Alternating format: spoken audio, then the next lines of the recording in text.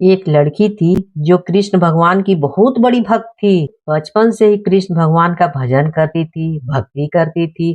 भक्ति करते करते बड़ी हो गई। भगवान की कृपा से उसका विवाह वृंदावन में किसी अच्छे परिवार में हो गया। विवाह होकर पहली बार वृंदावन गई। नई दुल्हन होने से कहीं जा न सकी और मायके चली गई। और वह दिन भी आ गया जब उसका पति उसे लेने उसके मायके आया। अपने पति के साथ फिर वृंदावन पहुंच गई। पहुंचते पहुंचते उसे शाम हो गई।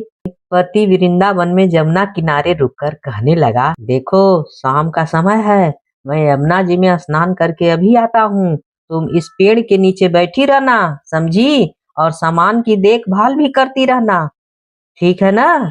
थोड़े ही समय में आ जाऊंगा, परेशान मत होना। यहीं सामने में हूँ, समझी? कुछ जरूरत पड़े तो मुझे आवाज दे देना। इतना कहकर पति चला गया।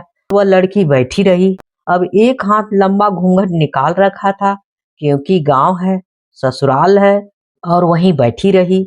मन ही मन विचार करने लगी कि देखो ठाकुर जी की कितना कृपा है। उन्हें मैंने बचपन से ही भजा और उनकी कृपा से मेरी विवाह भी इसी धाम में हो गया। मैं इतने वर्षों से ठाकुर जी को मानती हूँ, परंतु अब तक उनकी कोई रिश्ता नहीं जोड़ पाई।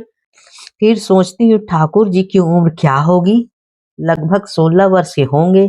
मेरे पति 20 वर्ष के हैं, उनसे थोड़े से छोटे हैं, इसलिए मेरे पति के छोटे भाई की तरह हुए और मेरे देवर की तरह हैं। जो आज से ठाकुर जी मेरे देवर हुए, इस नाते से मेरे देवर हुए और मेरे देवर की तरह हैं। अब तो ठाकुर जी से नया संबंध जोड़कर बड़ी प्रसन्नता हुई और मन ही मन ठाकुर जी से कहने लगी, देखो ठाकुर जी, आज से मैं तुम्हारी भाभी और तुम मेरे देवर हो। अब वो समय आ गया है जब तुम मुझे भाभी भाभी कहकर पुकारोगे। इतना सोच ही रही थी कि वहां पर 10 से 15 वर्ष का बालक आया और उस लड़की से बोला, भाभी भाभी। लड़की अचानक अपने भाव से बाहर आई और सोचने लगी, वृंदावन में मैं तो नई बहू हूँ और भाभी भाभी कहकर कौन बुला रहा है?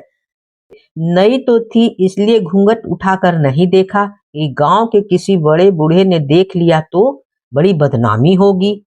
अब वह बालक बार बार कहता पर वह उत्तर न देती। बालक पास आया और बोला, भाभी तनिक अपना चेहरा तो दिखा दो। अब वह सोचने लगी, अरे ये तो बालक बहुत ही जिद्दी है, इसलिए वह कसकर घूंघट पकड़कर बैठ गई, कहीं घूंघट उठाकर देख न ले।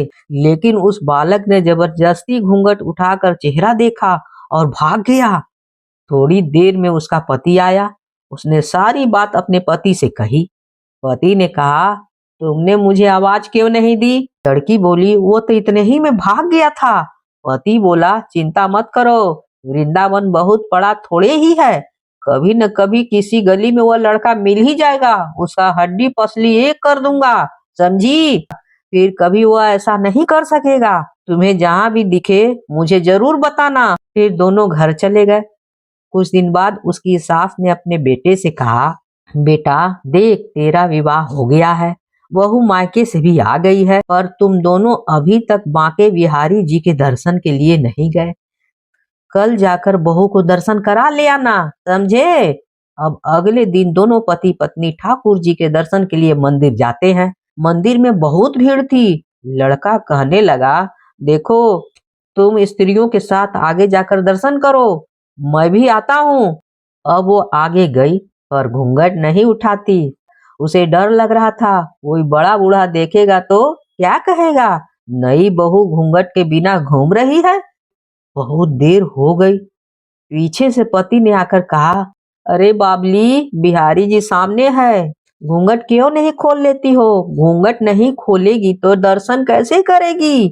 अब उसने अपना घूंघट उठाया और जो बांके बिहारी जी की ओर देखा तो बांके बिहारी जी की जगह वही बालक मुस्कुराता हुआ दिखा। तो एकदम से चिल्लाने लगी, सुनिए, जल्दी आइए, जल्दी आइए।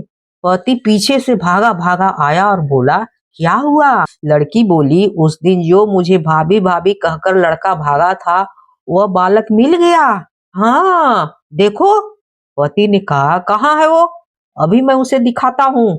तो ठाकुर जी की ओर इशारा करके बोली, ये रहा, आपके सामने ही तो है। उसके पति ने जो देखा, अवाक रह गया और बोला, तुम धन्य हो। वास्तव में तुम्हारे हृदय में सच्चा भाव ठाकुर जी के प्रति है। मैं इतने वर्षों से वृंदावन में रह रहा हूँ, मुझे आज तक उनकी दर्शन नहीं हुए, और तेरा भाव इतना ऊंचा है कि बिहारी जी के तुझे दर्शन मिले। अगर कहानी अच्छी लगी हो तो please like share and subscribe कर ही दीजिएगा, भूलिएगा तो बिल्कुल ही नहीं।